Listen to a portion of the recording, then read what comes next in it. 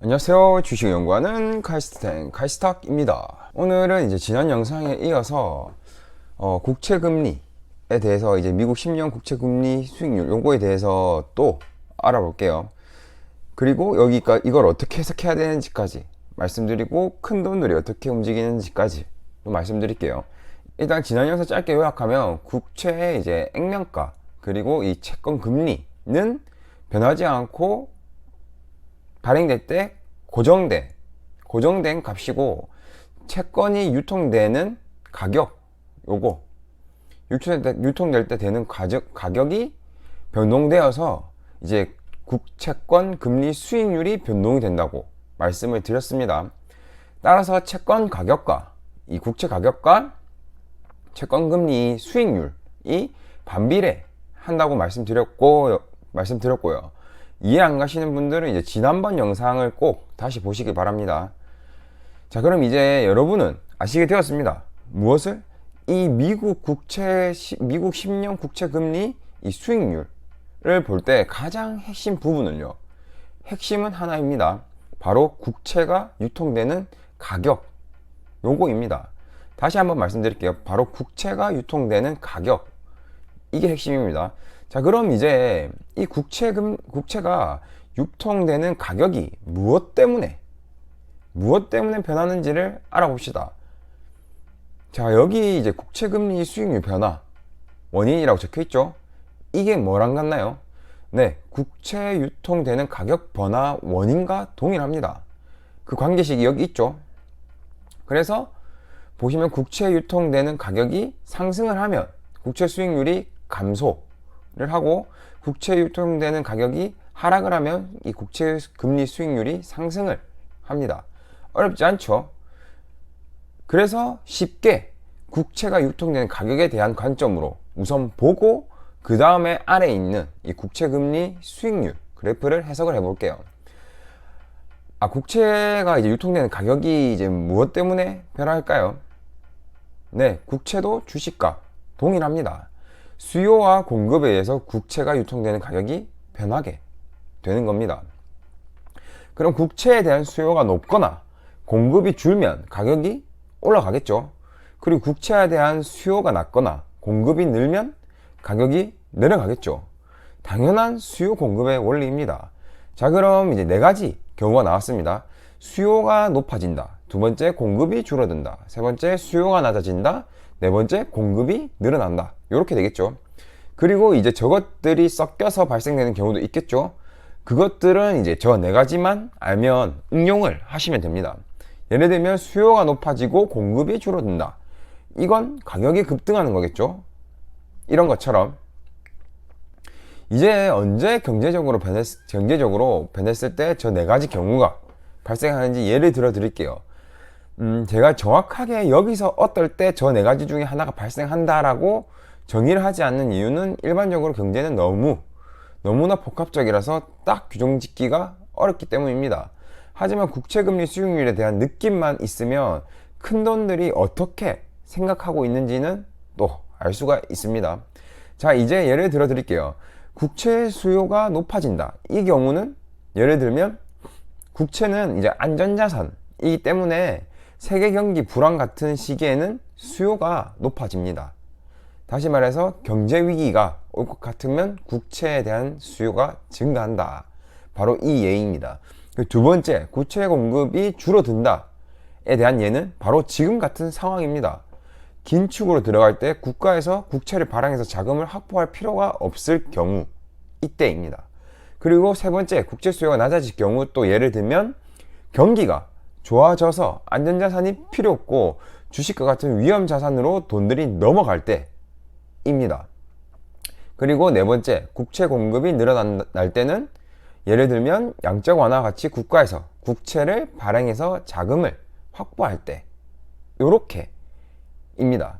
대충 어떤 느낌인지 아시겠죠? 여기서 하나 아셔야 하는 게 이제 기억해야 되는 게 국채는 안전자산이라는 요 개념, 요건 꼭 기억하셔야 되고요. 그리고 그 다음에 각자의 여러 가지 케이스를 가지고 생각을 해보시면 됩니다. 예를 들면 코로나 때 이제 경기 위기가 올 것 같으면 국채에 대한 수요가 높아지게 됩니다.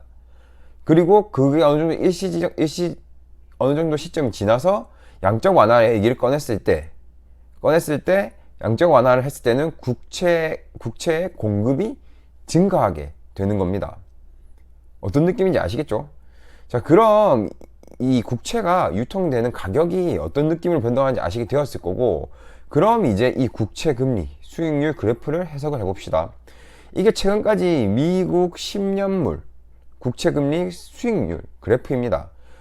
이게 주봉이거든요. 원윅 주봉이고, 그럼 이제 보시면은 계속 상승을 해왔습니다. 그럼 이제 아까 말씀드린 대로 국채 금리 수익률과 국채가 유통되는 가격은 반비례라는 거 아셨죠? 그럼 이 그래프에서 보시면 국채 금리 수익률이 쭉 상승했다는 말은, 네, 국채가 유통되는 가격이 쭉 하락했다는 말입니다. 그쵸?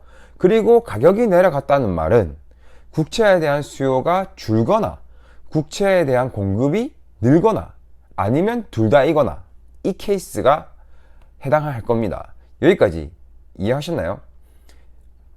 지금까지 정리를 잠깐 하면, 국채 수익률이 이제 상승을 하게 되면 국채 유통 가격이 하락한다는 말이고, 그렇다면 국채에 대한 수요가 감소, 그리고 국채에 대한 공급이 증가하거나 아니면 둘 다이거나, 요렇게 되는 겁니다. 느낌 오셨죠?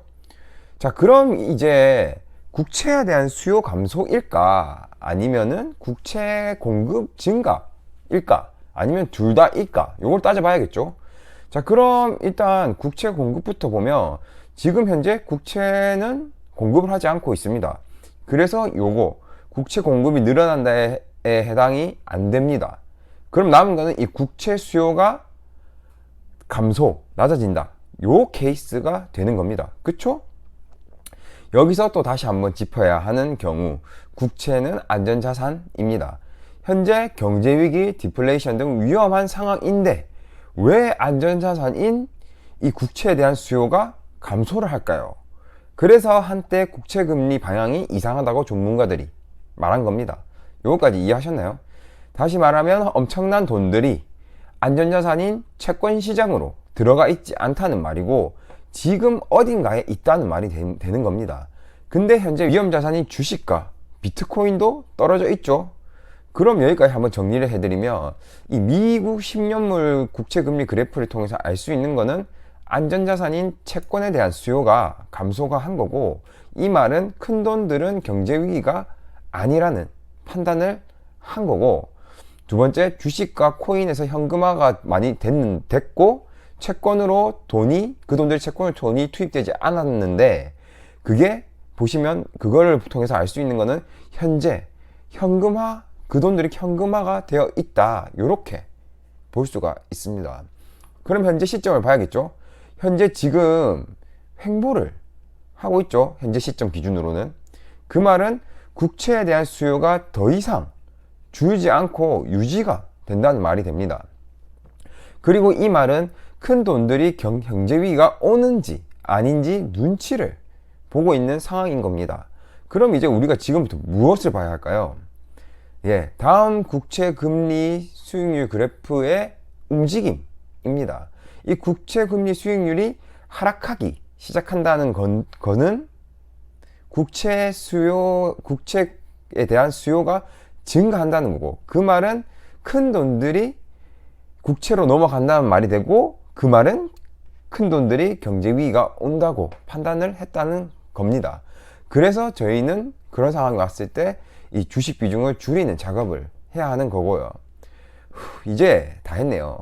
마지막 정리를 하면, 이 국채 금리 수익률이 하락하기 시작하면 경제 위기가 오고 그에 맞는 비중 조절을 해야 한다, 요렇게 되겠네요. 네, 이제 여러분들도 저도 미국 장기 국채 금리 그래프를 해석을 할 수 있고 이용도 할 수 있게 되었습니다. 어떻나요? 전 개인적으로 이번 컨텐츠 준비하면서 도움도 많이 되었고, 여러분에게도 엄청 도움이 될 것 같아서 뿌듯했습니다. 네, 오늘은 이제 요 정도 하고, 다음 영상에서는 이제 여기 이 달러 지수 이 개념부터 또 활용까지 한번 또 봐볼게요. 네, 오늘은 이제 여기까지 컷하고 도움 되셨다면 구독, 좋아요 감사합니다.